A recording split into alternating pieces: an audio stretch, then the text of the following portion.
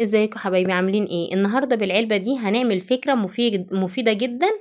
هنلم فيها الشنط اللي بتبقى عامله زحمه كده في المطبخ ومش عارفين نرتبها. تعالوا نشوف هنعمل ازاي. اول حاجه هشيل الجزء اللي في الغطا ده، المدور ده هشيله، ده ملهوش لازمه معايا. هشيله كده بالمقص او بالقطر، مفيش مشكله خالص، المتاح عندنا نستخدمه. وبعد كده باي نوع خيط عندنا هبدا اغطي كده الغطا. انا ده عندي الخيط المكرمية اللي هو ال4 ملي، هستخدمه كده. اول صف طبعا هحط شمع كويس بحيث ان هو بعد كده ما يفكش مني.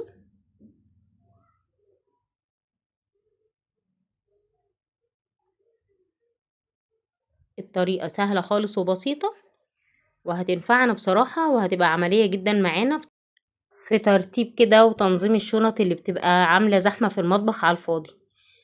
كده انا غطيت الجزء ده اللي هو في الغطا، وبعد كده هنعمل نفس الطريقة في العلبة. انا هنا ما اهتمتش قوي ان انا اشيل الستيكر اللي على العلبة بالكامل، لانه طبعا كده كده هيتدارى كله بالخيط. هغلف العلبة بنفس الطريقة. اول طرف الخيط عشان بيكون مفكوك بثبته كده بالشمع زي ما انتوا شايفين عشان ما يفكش مني ويبقى شكله وحش. هكمل كده بقى بنفس الطريقة لحد ما اغطي العلبة بالكامل. الفكرة سهلة خالص وبسيطة، واي حد هيقدر يعملها بمنتهى السهولة، وفعلا هتلاقيها فكرة عملية جدا معاكي. هبدأ اغلف كده. اول كام صف طبعا هثبته كويس جدا بالشمع، وبعد كده الباقي هلفه من غير شمع ومن غير اي حاجة، هيبقى ثابت معايا مفيش مشكلة.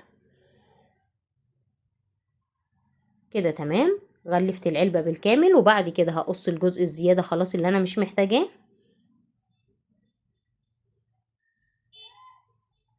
ما تنسوش تقولوا لي رأيكم في الكومنتات لو الفكرة عجبتكم. هنا اللي باقي ليا ان انا بس هثبت الشريط ده بيتباع بالمتر، المتر تقريبا ب5 جنيه او حاجة زي كده. وطبعا متر بيعمل حاجات كتيرة جدا من اللي انا بعملها دي، فبتكون التكلفة بالنسبة لي بسيطة. هبدأ كده اغلف الغطا بالشريط ده، وهقص الجزء اللي انا مش محتاجاه خلاص، وهثبت الطرف. كده تمام.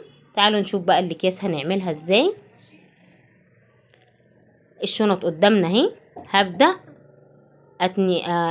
اطبق الشنطة كده بالطريقة دي، وبعد كده بعد ما طبقت الشنط هبدأ اثبت الايد في اخر الكيس التاني، وهعمل كده بالطريقة كمية الشنط اللي عندي بنفس الطريقة، بحيث ان انا لما الفهم واحطهم في العلبة اول ما اسحب واحد التاني يطلع وراه على طول.